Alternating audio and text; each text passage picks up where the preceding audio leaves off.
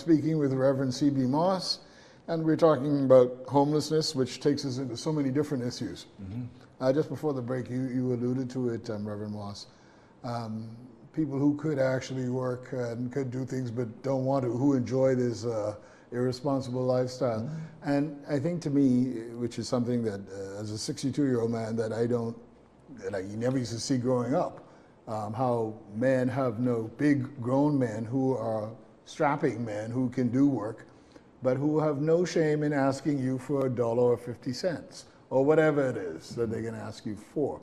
And of course that I guess in itself could actually dissuade people from trying to help.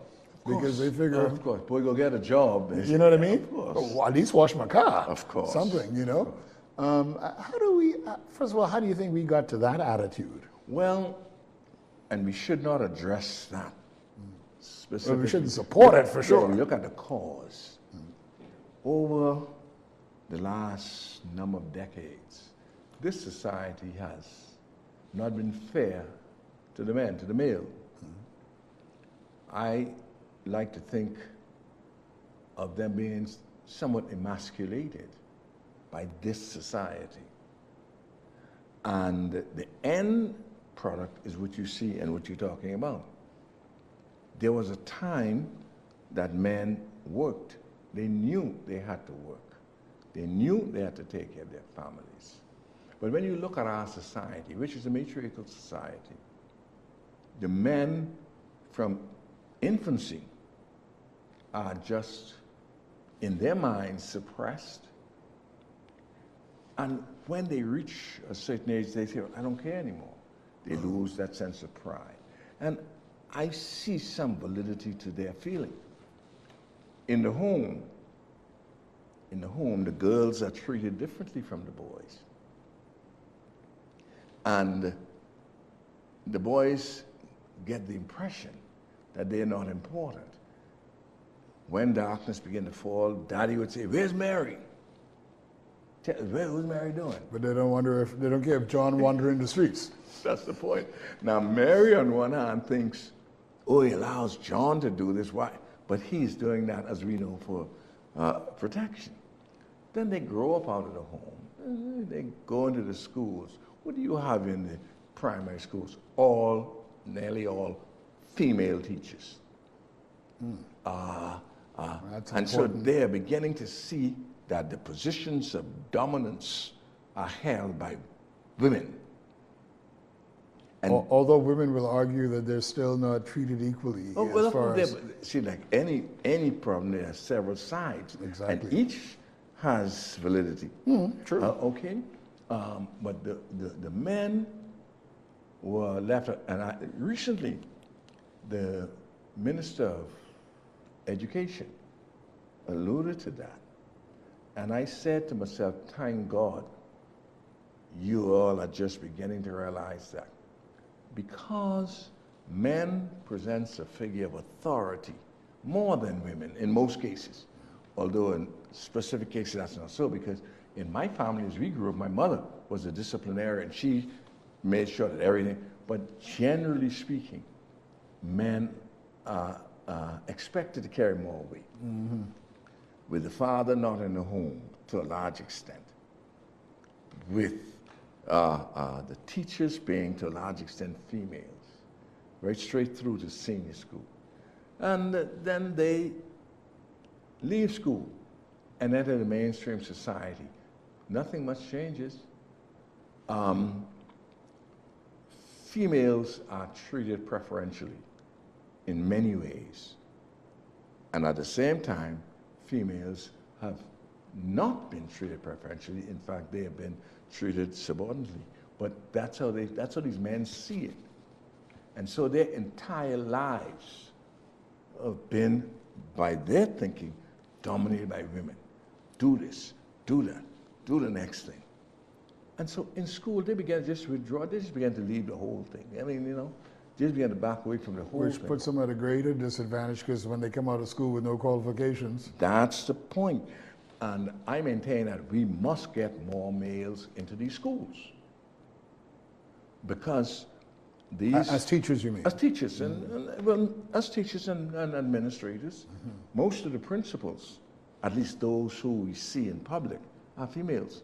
Vice principals, seniors. We must get more males. Now I realize, as somebody said, well, the pay scale is such, it's not attractive to males.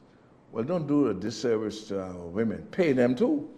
Of course. Pay them too, but also raise the pay that will attract men into the system. But administratively, in the Ministry of Education, all women, basically. And so the young men growing up begin to feel oppressed. And then they leave school unqualified to really achieve any no job, but they blame it now, this society. They don't accept that. So that's why they're begging us now, because they think we owe them. Listen, I have said this for years. I'm no psychologist or psychiatrist, but just from my observation, Bahamian males really have a great animosity towards a female.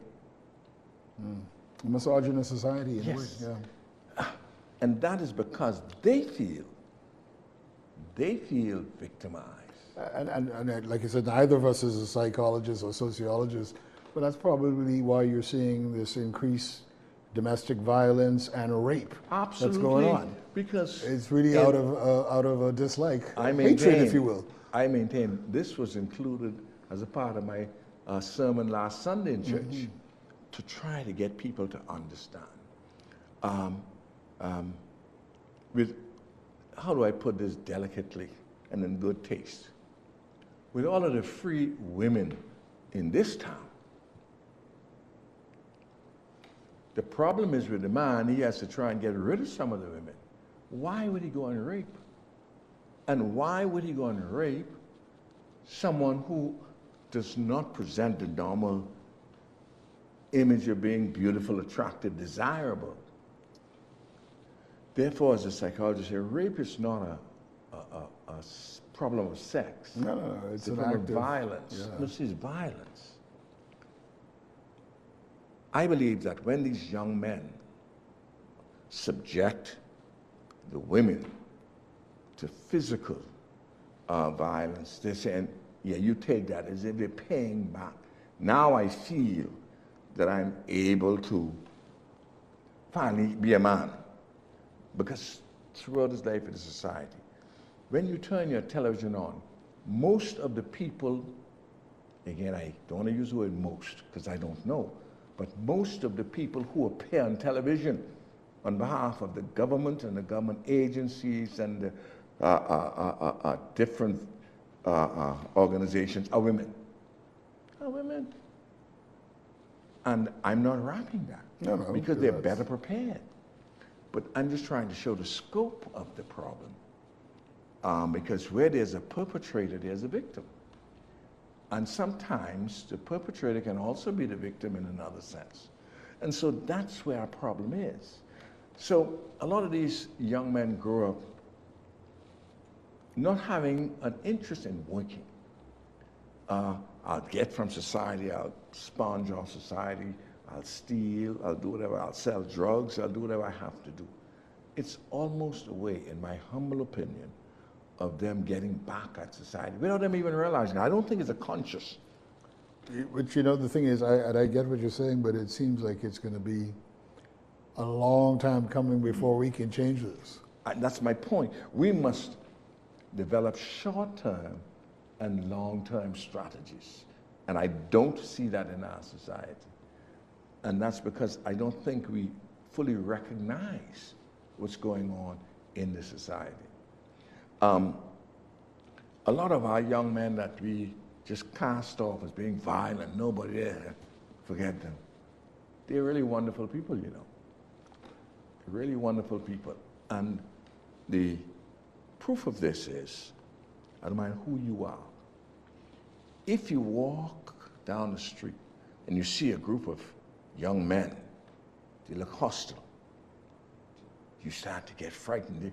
But you walk in and say, hi, good morning, and you watch. It's almost as if that aggressive thing just melts away.